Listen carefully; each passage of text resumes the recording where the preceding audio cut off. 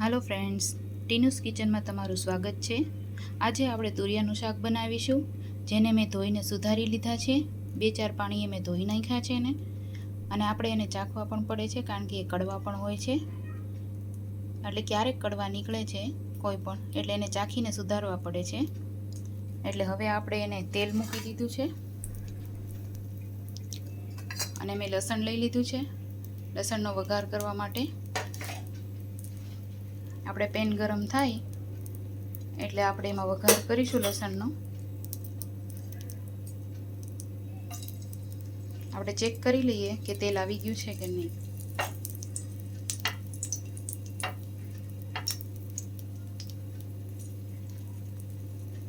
હજી તેલ એટલું બધું ગરમ નથી થયું આપણું।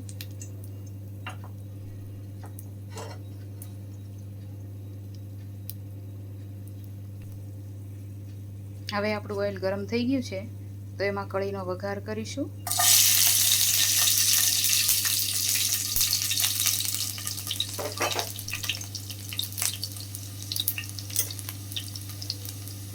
સાથે હિંગ પણ નાખી દઈશું।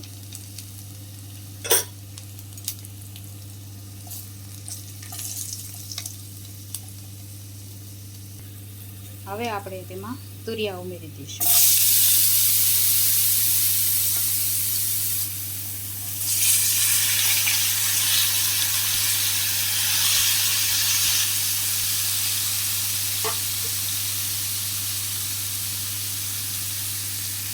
તેને બરાબર મિક્સ કરી લઈશું।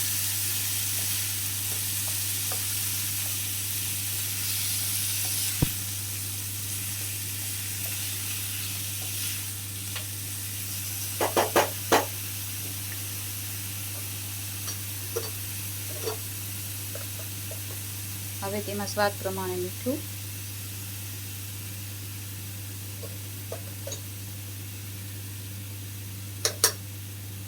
આમાં મીઠું થોડુંક ઓછું જ જોઈએ છે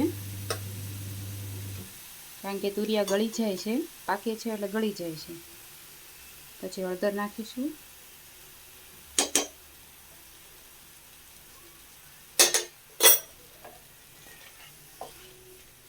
અને થોડી વાર હલાવશું।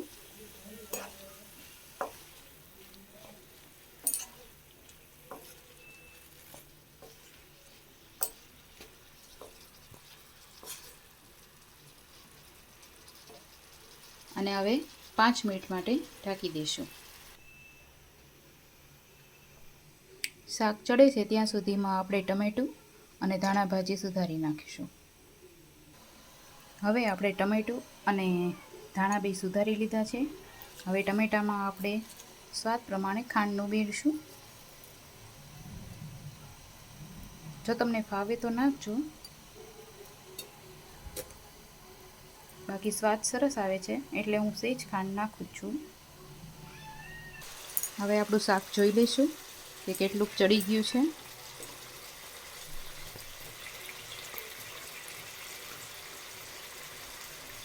તમે આવી રીતે કટ કરીને જોઈ શકો છો કે તે ચડ્યું છે કે નહીં। હજી સહેજ કાચું લાગે છે તો આપણે પાછું એને ઢાંકી દઈશું।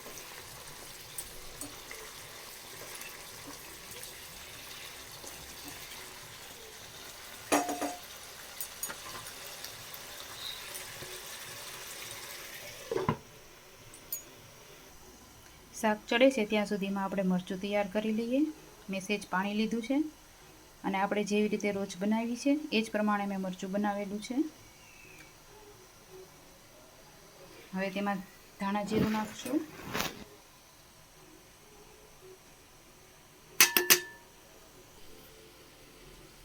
આપણે પાણીમાં મરચાંને ઘોળી લઈશું।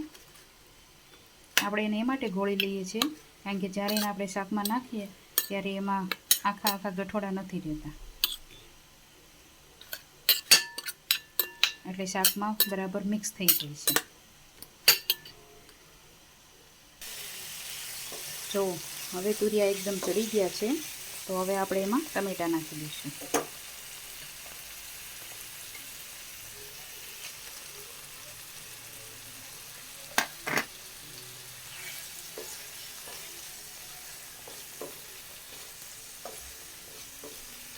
ટમેટાં નાખીને હવે 2 થી 3 મિનિટ માટે આપણે ઢાંકી દઈશું.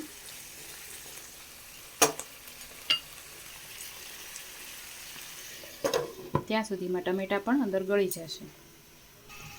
હવે આપણે ચેક કરી લઈએ.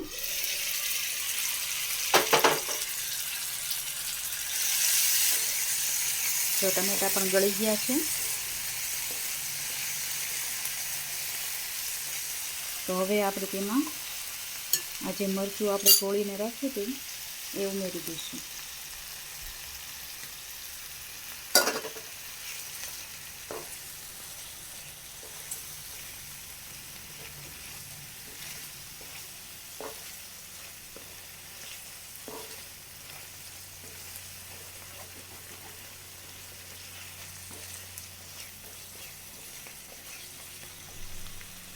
હવે આપણે થોડી વાર માટે એને ઢાંકી દઈશું, એટલે અંદર મરચું થોડી ભળી જાય. હવે આપણે ચેક કરી લઈએ.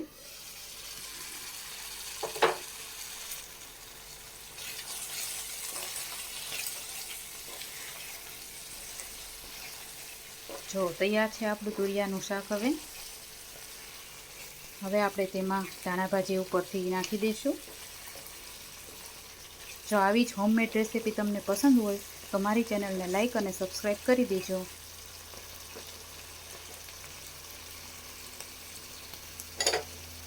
તૈયાર છે આપણું તુરિયા ટમેટાનું શાક.